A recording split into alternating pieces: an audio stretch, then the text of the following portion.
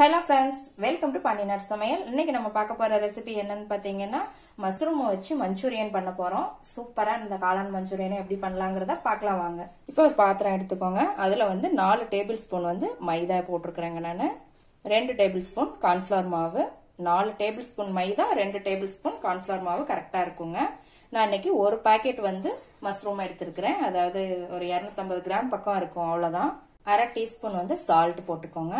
1/2 teaspoon pepper, 1/2 teaspoon வந்து தனி மிளகாத்தூள் போட்டுக்கோங்க. 1/2 டீஸ்பூன் இஞ்சி பூண்டு பேஸ்ட். இப்போ இது எல்லாத்தையுமே நல்லா நம்ம மிக்ஸ் பண்ணிக்கலாம். இப்போ நல்லா மிக்ஸ் பண்ணியாச்சுங்க. இப்போ கொஞ்சமா தண்ணி சேர்த்துக்கோங்க.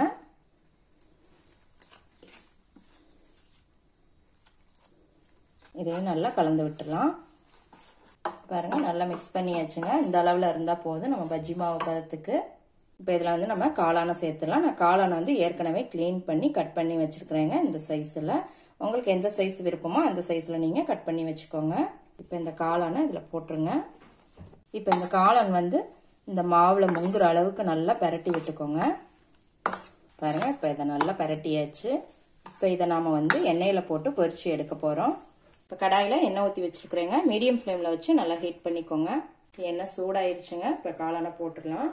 காளானை வந்து மொத்தமா போடாதீங்க, இந்த மாதிரி ஒன்னொன்னா எடுத்து போடுங்க. கேஸை வந்து மீடியம் ஃப்ளேம்ல வச்சுக்கோங்க.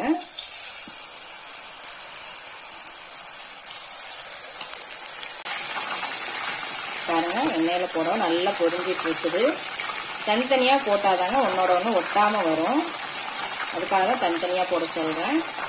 நான் இதை ஒரு 2 டைமா போட போறேன். பாதி தான் இப்போ போட்டிருக்கிறேங்க காளானை. பெரிய கடாயா இருந்தா நீங்க மொத்தமா கூட போட்டுக்கலாம். பாருங்க நல்லா பொரிஞ்சு வந்துருச்சு. ஒரு 3 நிமிஷம் தாங்க ஆகும், அவ்வளவுதான். இப்ப இதை ஒரு பிளேட்ல மாத்திடலாம். இதே மாதிரியே எல்லாத்தையும் பொரிச்சு எடுத்துக்கலாம். இப்ப பாருங்க மஷ்ரூம் எல்லாம் நம்ம பொரிச்சு எடுத்தாச்சு. அடுத்த கேஸ்ல ஒரு கடாய் வச்சிருக்கிறேங்க. அதுல ஒரு 2 டேபிள் ஸ்பூன் எண்ணெய் விட்டுக்கோங்க. இதுல 4 பல் பூண்டை வந்து நல்லா துருவி போட்டுக்கோங்க. ஒரு துண்டு இஞ்சியை துருவி போட்டுக்கோங்க. ஒரு நிமிஷம் நல்லா இதை வதக்கிக்கோங்க. இதோட 2 பச்சை மிளகாய் கீரி போட்டுக்கோங்க. ஒரு பெரிய வெங்காயம் இந்த மாதிரி பெருசு பெருசா கட் பண்ணி போட்டுக்கிறேங்க. உங்களுக்கு எந்த சைஸ் பிடிக்குமோ அந்த சைஸ்ல நீங்க கட் பண்ணி போட்டுக்கலாம். ரொம்ப சுருள வதங்கணும்னு இல்லைங்க, ஒரு அரை பதத்துக்கு வதங்கினா போதும். வெங்காயம் ஓரளவுக்கு வதங்கிருச்சுங்க. இதோட நம்ம குடமிளகாய் சேர்த்துக்கலாம். நான் வெங்காயம் குடமிளகாலாம் பெருசு பெருசா போட்டுக்கிறேங்க. பாக்குறதுக்கும் நல்லா இருக்கும். நான் அதுக்காக போட்டிருக்கேன். உங்களுக்கு மீடியம் சைஸ் சின்னதா வேணும், பொடியா நறுக்கி போடணும்னாலும் கூட நீங்க போட்டுக்கலாம். இதுல கொஞ்சமா உப்பு சேர்த்துக்கலாம். பாருங்க இப்ப நல்லா வதங்கிடுச்சு. இப்ப இதுல வந்து 1 டீஸ்பூன் வந்து சோயா சாஸ் ஊத்திக்கோங்க. 1/2 டீஸ்பூன் ரெட் சில்லி சாஸ் ஊத்திக்கோங்க.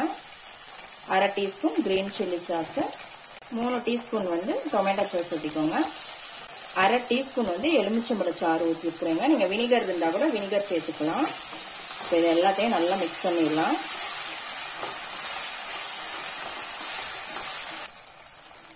இதோட 1/4 டீஸ்பூன் சுகர் சேர்த்துக்கிறேங்க. புளிப்பு இனிப்பு எல்லாம் இருக்கும்போது நல்லா டேஸ்டா இருக்கும். இது வந்து நான் 1 டேபிள் ஸ்பூன் வந்து கார்ன்ஃப்ளவர் மாவை நல்லா தண்ணியில கரைச்சி எடுத்துருக்கிறேங்க. இப்ப இதையும் நம்ம இதுல ஊத்திடலாம். இது வந்து நல்லா திக்கா இருக்கிறதுக்காக இதையும் நல்லா மிக்ஸ் பண்ணிடுங்க. 1/4 டம்ளர் தண்ணி சேர்த்துக்கோங்க. கொஞ்சம் கொதிக்கட்டும். ஒரு 2 நிமிஷம் தாங்க. நம்ம இந்த கார்ன்ஃப்ளவர் மாவுலாம் ஊற்றி இருக்கிறனால கொஞ்சம் குக்கானா நல்லா இருக்கும். பாருங்க இப்ப நல்லா மிக்ஸ் ஆயிடுச்சு, நல்லா வதங்கிடுச்சு. இப்ப பொரிச்சு வச்ச காளான் இதுல சேர்த்துடலாம். நல்லா இதையும் கலந்து விட்டுக்கோங்க. சிம்ல வச்சுக்கோங்க கேஸை. இப்போ ஃபைனலா இதோட கொத்தமல்லி இலை பொடியா நறுக்கி போட்டுக்கோங்க. மஷ்ரூம் வச்சு நம்ம ஏற்கனவே நிறைய ரெசிபிஸ் செஞ்சிருக்கிறோங்க. மஷ்ரூம் எல்லாம் எப்படி கிளீன் பண்றதுங்கிற முதல் கொண்டு நான் சொல்லியிருப்பேன். அதுல நீங்க அந்த வீடியோ எல்லாம் பார்க்கணும் அப்படின்னா நம்ம சேனல்ல போய் பிளேலிஸ்ட ஓபன் பண்ணீங்க அப்படின்னா ஸ்பெஷல் ரெசிபிஸ்னு ஒரு ஆப்ஷன் இருக்கும். அதுல ஓபன் பண்ணி பாத்தீங்க அப்படின்னா உங்களுக்கு ஈஸியா அதுல பாத்துக்கலாம். எல்லா ரெசிபிஸும் இருக்கும். இப்ப எல்லாத்தையும் நல்லா மிக்ஸ் பண்ணியாச்சுங்க. இப்ப நம்ம கேஸ் ஆஃப் பண்ணிடலாம். அவ்வளவுதாங்க, சூப்பரான மஷ்ரூம் மஞ்சூரியன் ரெடி ஆயிருச்சு. இது வந்து ஃப்ரைட் ரைஸ்க்கெல்லாம் உங்களுக்கு சூப்பரான சைடிஷா இருக்குங்க. கண்டிப்பா ஒரு டைம் ட்ரை பண்ணி பாருங்க, ரொம்ப பிடிக்கும். மஷ்ரூம் மஞ்சூரியனை எப்படி இருக்குன்னு செஞ்சு பார்த்துட்டு உங்க ஃபீட்பேக் கொடுங்க. லைக் பண்ணுங்க, ஷேர் பண்ணுங்க, சப்ஸ்கிரைப் பண்ணுங்க. கூடவே பெல் ஐக்கான் பட்டனை அமுக்குங்க. மறுபடியும் வேற ஒரு புது ரெசிபியோட சந்திக்கலாம் ஃப்ரெண்ட்ஸ். அன்போடு சமைத்து ஆனந்தமாய் உண்டு இன்பமாய் வாழுங்கள். வாழ்க வளமுடன்.